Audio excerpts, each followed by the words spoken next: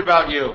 There he is. Hey, we are live. Look at this. It is the Swiss School Global Independent Business Owner Training Review number 21. And as you can see, I'm having a big hair day.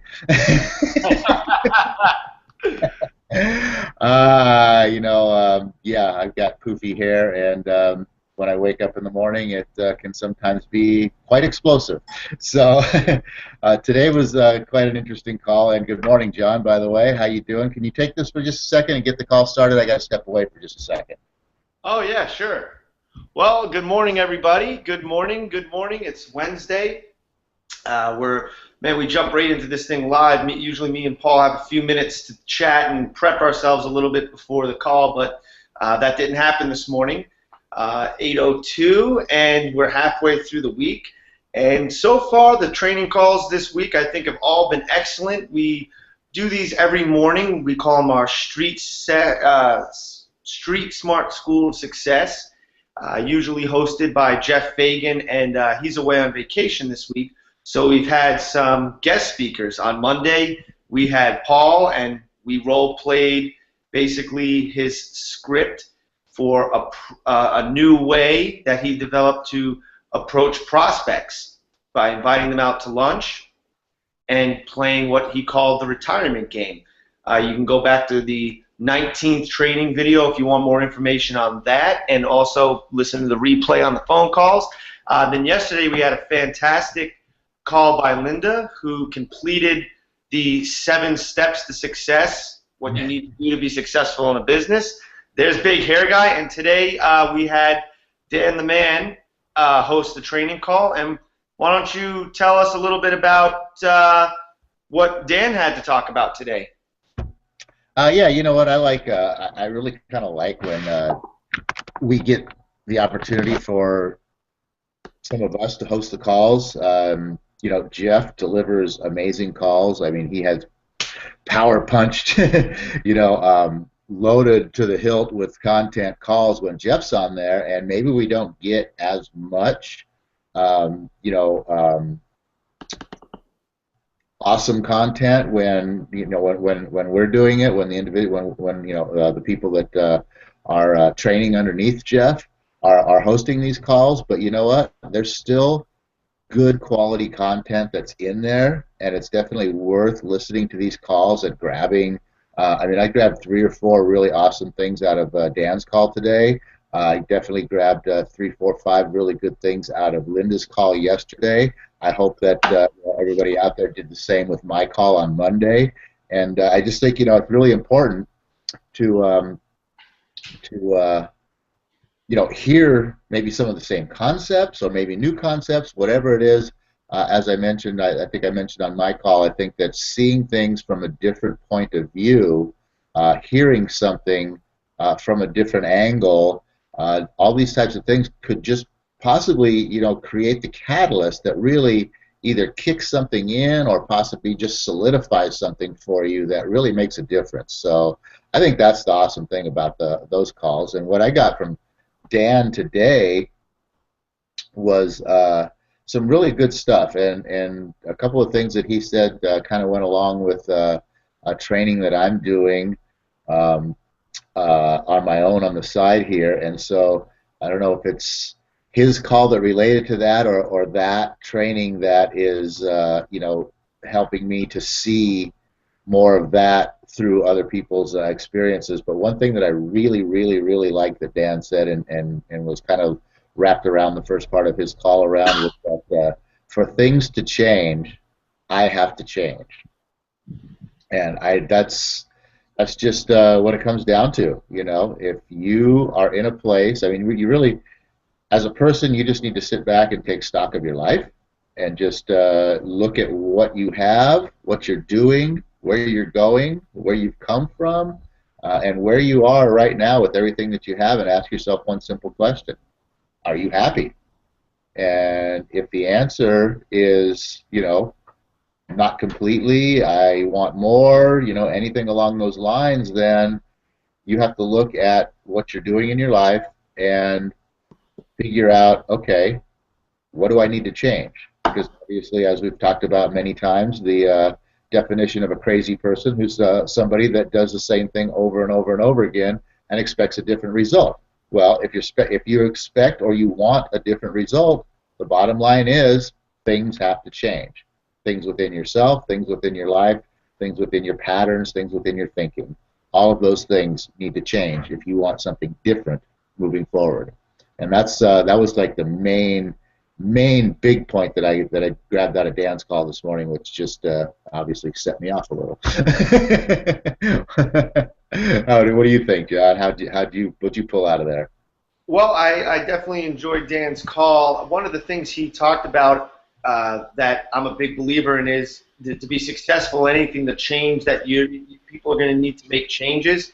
I know for me personally, that's very true. I started a real estate business with Paul actually 3 years ago, and I was a very different person than I am today 3 years ago, and the business started off kind of slow, and it's progressing and it's moving forward, but I realized where the real growth began to take place within the business is all because I realized about a year and a half ago when I was introduced to Jeff Fagan that really the change that needs to be made starts with you and like what's in your own head and looking at your past experiences and things that people have said to you in the past and how that affects your decisions and your thoughts and your mental blueprint now moving forward. So I got out of Dan's call, and basically that the change starts with you to be successful in anything. And a lot of people that are involved in this particular organization with our Swiss Flow Global, a lot of us are brand new at doing anything like this. And it's very possible, as long as you have a strong belief system, to be financially free through this business model within 3 years or less. And that's what we're all striving to do. So that kind of tied me into thinking about Linda's call, because she spoke a lot about belief system, and that's one of the 7 steps that's step 1 of the 7 steps to creating a successful business. But basically, yeah, absolutely, the change has to start within you, and you have to become the right person in the right place at the right time in order to be successful. And then there's one other thing that he touched on, which I think is very true. One of my other mentors says this, is that the more personal something feels to you, the more universal it usually is. So when something really bothers you on a personal level, or you have a fear about doing something, maybe it's going to a networking group and not being a wallflower and stepping out and talking and meeting with new people, maybe your fear or something you're trying to get over that's real personal to you is just opening your mouth about your Swiss Flow Global business. Dan said, you're not alone, and that's very true. We're not alone in this business. We're in business for ourselves, but we're not in business by ourselves, and that's one of the beautiful things about the network marketing model, is that you have your upline to support you, as well as your downline that you're supporting, and in turn, they're supporting you. Paul's in my downline, and he's the one that kind of put together these hangout calls and has a lot of great ideas about, hey, how he can get out there and promote this business, and that invigorates and inspires me in this business. So that's one of the things that another one of the things I got out of Dan's call is that, remember, you're not alone in this business, and you're not alone even in your personal world. A lot of the things we think about are universal. And the more personal something is to you, the more universal it tends to be. And I'm going to turn it back to Paul with this final thing that, this is a cooperative business. We're not in competition with our downline or our upline. We're in co-opetition. I love that little saying. But what's your thought on some of those things? Yeah, I'm going to jump all the way back to where you left up with the 2 calls tying together kind of around the belief system and whatnot, and where Dan this morning started out talking about a struggle to replace, our old negative programming with new positive programming, and that's a difficult thing. That's the whole part of the change, where the change has to start to help you change your belief system, as Linda was brought up, to bring yourself to a position where you actually feel like deep down inside that you actually can, be successful and make what you want happen actually happen. And if you don't have that 100% to the core belief that you can actually do it, you'll never be able to do it. So it goes really, really deep. And I think the basic steps to changing your belief system are, number one, is you have to have a willingness to learn. If you're not willing to learn, then, how's the saying go? If you're not learning, you're dying. If you're not Yeah, growing, not you're not learning and growing, you're dying. Yep. growing, you're dying. Yeah. So if you're not learning, you're not growing. So you have to have a willingness to learn. And when I say a willingness to learn, how do you know if you have a willingness to learn? Well, what are you willing to give up in order to obtain new information? I mean, are you willing to give up the 4 hours you spend in front of the TV every night and, cut it down to 2 hours at least and spend 2 of those hours learning, reading, listening to other people, whatever the case is, somehow or another obtaining new information, into this thing we call a cranium up here? Because, it's just like if I asked you, hey, you want to go out to dinner, and you say, well, no, I ate once. I don't need to go out to dinner again. You have to constantly feed your body with food and liquids. Well, you need to constantly be feeding your mind with information as well too, and that's how we grow.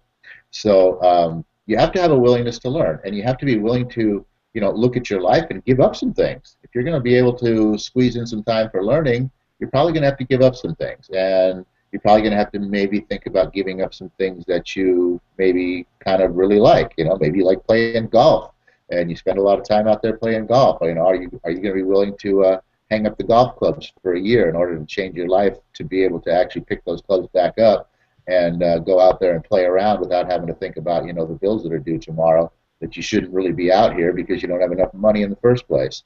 You know what I mean? That's the kind of commitment it takes. And then the second thing that Dan talked about was the daily struggles that we have in our lives. Just the average things that go on. Things that are happening with your family, things that are happening maybe in a relationship that you have. He laughed about the fact that he brought up possible sexual problems. If you're having but sex is a big thing. There's three major thoughts that we continually have in our lives, and it's basically, I forgot the first one, but the second one is sex, and the third one's finance. So, there's out of three basic things, sex is in there. So, it's a major part of our lives, and yeah, sure, it's something that you're going to be thinking about all the time. So, family problems, relationship problems, sexual problems, and financial problems. Those are the four big things right there, and these things are always constantly coming at us. And so to be able to fend off these things, first of all, learn something new, give something up, give yourself the time to learn something new, and then, it's not enough to learn it. You have to apply it as well. So now you've got all these other forces that are coming at you in your life that are pulling you away from you actually being able to apply these new concepts and to implement into your life or impound into your head a new concept, a new way of thinking, when you've got all this same old coming at you that is really, really forcing, putting force upon you to stay right where you are and right how you are and not make these changes. So not only do you have to have a willingness to learn, but you really have to have a strong willingness to accept change and to apply change. That's where the real key comes in, because if you're not applying the concepts and ideas, and if you're not actually attempting to really make change, then you can learn all you want and you're never going to get anywhere with it. So that was a real cool principle that Dan didn't really bring up the principle, but he brought up the two concepts that for me tied the two together in how to really get somewhere and change your life and move forward. And then John here was talking about the Cisco Global business and how awesome, the business is, and that you're not in business for yourself, you're by yourself. Um, Whatever it is. But anyway, For yourself, not by yourself. thank you very much. But another great thing about this type of business, this network marketing business, is there's a huge differentiation between, and Dan brought this up talking about the Don Fala book, which I think needs to be hit upon more. The fact that there's a huge difference between a direct sales business and a network marketing business. And most people, apply the concepts and the thinking and the understanding of a direct sales business to a network marketing business. And that's where, if you can get somebody over the hump of differentiating between the two and really opening their eyes to what a network marketing business is, that it is not a direct sales business, that's the really exciting part right there, because most people look at network marketing as direct sales, which is basically you have to do something once in order to get paid once. It's really not much different than your job. You're just being a salesperson, which most people hate sales, the idea of sales and selling. So it's a big turnoff to them. In your job, you have to show up and you have to put in 40 hours a week if you want one paycheck. In direct sales, you have to make a sale and you get paid once. Now, some direct sales companies have a little bit of a sort of a network marketing outline where you can get paid on some other people's efforts. If you bring somebody into the business, for instance, which one thing different between direct sales and network marketing is when you bring somebody into direct sales, you're recruiting them, which is basically just saying, hey, check this business out. All right, here you go, sign up. Good luck, go do it. Whereas in network marketing, you're sponsoring people, whereas you're saying, hey, check out this business model. Come in here and let me go to work for you to help you build your business. Huge, huge difference. And then back to the sales thing, the whole idea of doing something once, in your direct sales business, you go out and you're like, hey, look at my product. This is great. You want to buy it? And they're like, yeah, I like that. I want to buy it. But what do you got to do next month? You got to go back to the same person again and say, hey, what'd you think of that product? Did you really like it? You want to buy it again? Okay, great. And you got to keep checking on these people because, that's how direct sales work. Do something once, get paid once. The beautiful thing about network marketing is you do something once, you get paid forever. That's what's awesome, because when you bring people into an organization, when you sponsor people into an organization, and you go to work for them to help them build their business, they're perpetuating you, they're perpetuating your business, and once you've gotten past the point of not just bringing them in, because that's not the doing once part. Bringing them in and teaching them and training them, that's the doing once part. Then you're off to the races with, doing something once and getting paid forever. So with that, John, sorry for running on. We're pretty much almost out of time here, but why don't you give us some final thoughts and take us home with the prayer? Yeah, I just want to expand on what you said about the difference between direct sales and multi-level marketing, network marketing, which is what we're doing, and just the stress that we're not going out there to recruit hundreds of people ourselves or sell the products to a whole bunch of people. The thing, and I agree with Paul, with the Own Your Life plan, the Don Fala book, that's actually something that I think we need to talk about more, because it basically is the business system that we're implementing with Swiss Global. And it's all about building your organization and building it deep, multi-level. Multi-level refers to the way we're compensated. And this is a great business that uses systemization, leverage, and duplication in, I sponsor Paul. I, keep in touch with Paul. He's in my downline. I get, we're selling basically subscriptions to the Swiss Global website. Every month, Paul's renewing his subscription. He's an IBO. He's an independent business owner. And I get a paycheck every month. And then Paul goes out and he recruits a couple of people. And then I get a paycheck based on the recruits that Paul brings in. And then the recruits that Paul brings in, I get paid on the recruits they bring in. And that don't forget, I get paid too in there. Well, you get paid, of course, and everyone gets paid down the line. I'm just saying, for me, my goal of this is to, work with Paul, find a couple other what we term gold ships to go out there and not just recruit, but sponsor and train other people. And through that cooperation and being in business for myself with other people working together using leverage, systemization, duplication, that's what's so powerful and so awesome about this business model.